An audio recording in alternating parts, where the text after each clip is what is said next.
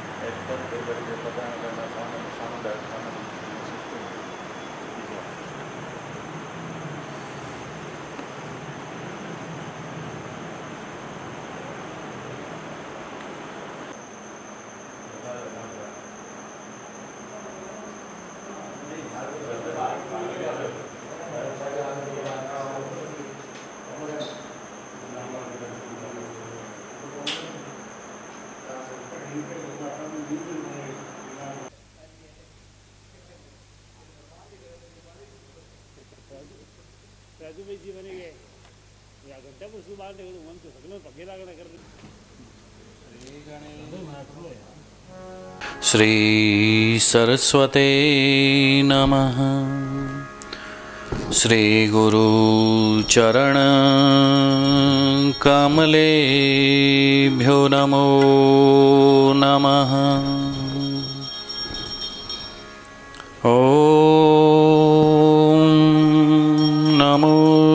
नमोस्तनन्ताय सहस्रमूर्तये सहस्रपादाशिशिरोर्वहवे सहस्रनाम्ने पुरखाय शाश्वते सहस्रकोटि युगदा गुरु साक्षात् परब्रह्म तस्मै श्री गुरुवे नमः। मूकं करोति वाचालं पंगुलं गयति गिरिं यत्कृपातमहं वन्दे परमानन्दमाधवम्।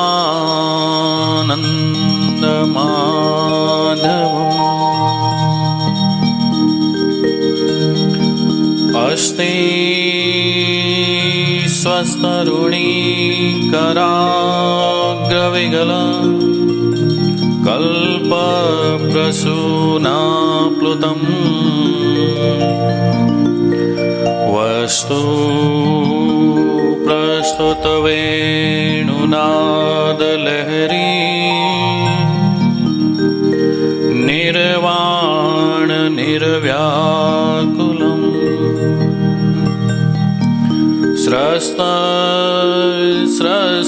स्रस्तनिबन्धने विविलस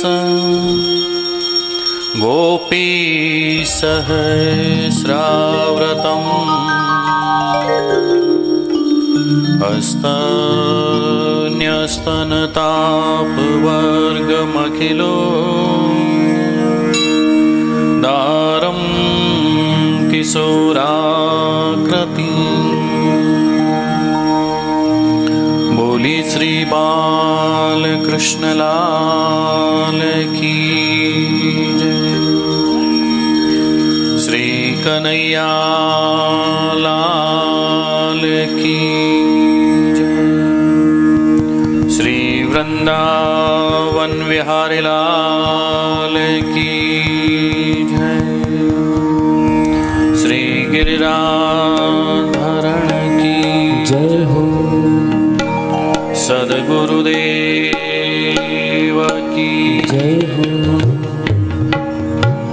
बोली श्री कन्हैया लाल की जय हो। श्री मदन मोहन लाल प्यारे की जय हो। श्री मुरनायक बाबे की जय हो।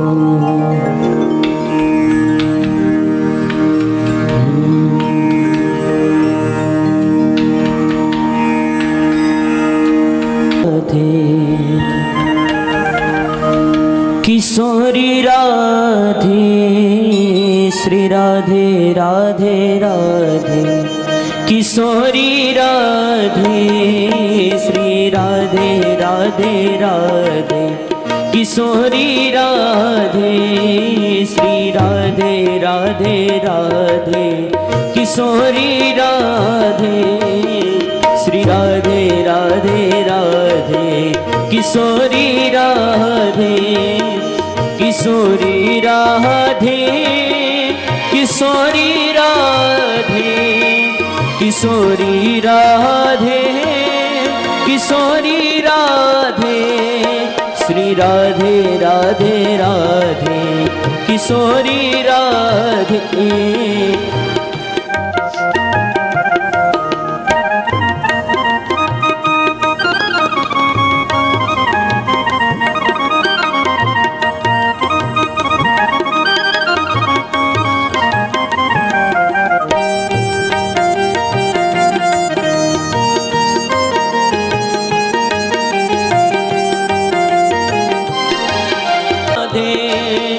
किशोरी राधे किशोरी राधे। श्री राधे राधे राधे। किशोरी राधे श्री राधे राधे राधे। किशोरी राधे किशोरी राधे। किशोरी राधे।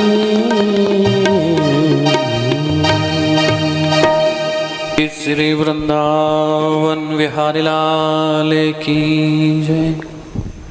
कल तक की कथा के अंदर अभी हमारे मरनायक मंदिर में श्रीमद् भागवत महापारायण चल रहा है। आज विशेष हमने कथा है वो सुनी, जिसके अंदर परमात्मा कृपा करते हैं। भगवान के अनेक अवतारों की कथा हम सुनते हुए आ रहे हैं। भक्त जनानम तापम पापम क्लेशम हरयतेति हरि। भक्त जनों के तापों को, पापों को, क्लेशों को हरने वाले जो परमात्मा हैं, जो हरि हैं, उन्होंने अवतार लिया। फिर समुद्र मंथन की कथा हमने सुनी। समुद्र मंथन के द्वारा ऐसा बताया है कि हम लोगों को जब एक समय हुए, उस समय के अंदर अपनी इंद्रियों का मंथन जो है वो करना चाहिए, और उसी समय जो है हमें जीवन रूपी अमृत की प्राप्ति जो हुआ करती है। हलाहल विष निकला जिसको महादेव भोलेनाथ ने ग्रहण किया, और उसी विष के कारण विष ने जब प्रभाव दिया महादेव के ऊपर, कंठ के ऊपर उन्होंने धारण किया, महादेव ने सोचा कि मैं कहाँ रखूं, हृदय के अंदर रखूं तो मेरे परमात्मा की, मेरे भगवान श्री राम की मूर्ति है, और उस मूर्ति के साथ में अगर विष रहेगा, जहर रहेगा, तो कोई भी परमात्मा का दर्शन जो है वो नहीं कर पाएगा।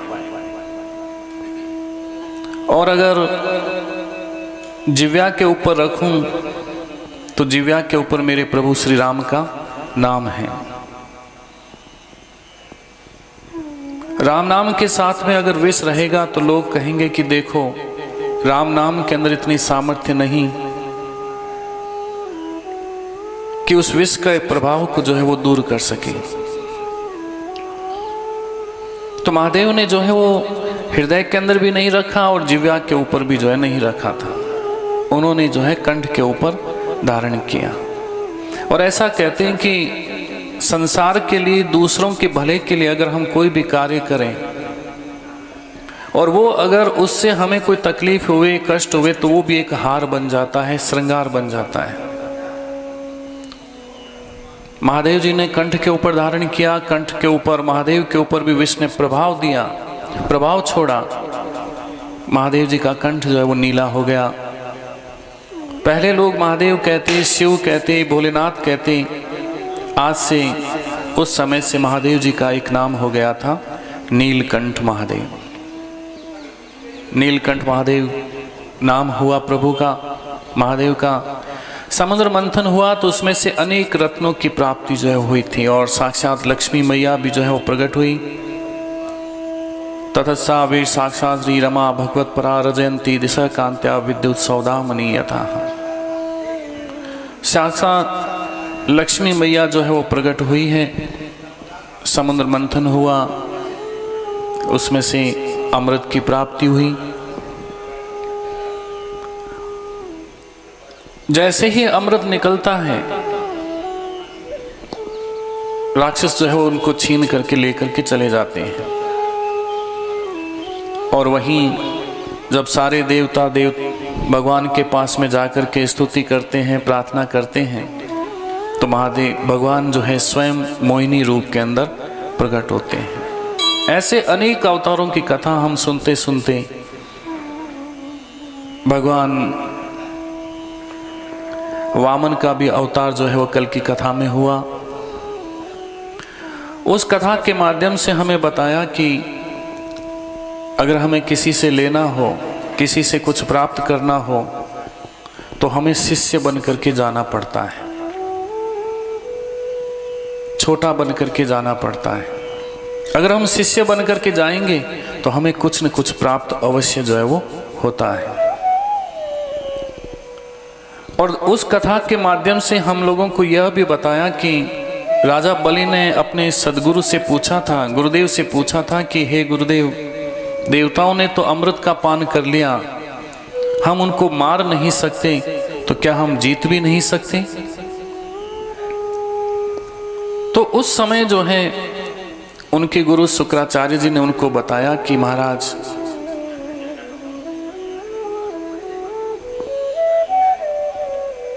शुक्राचार्य जी ने कहा कि 3 काम जो है हम गृहस्थियों को करना चाहिए।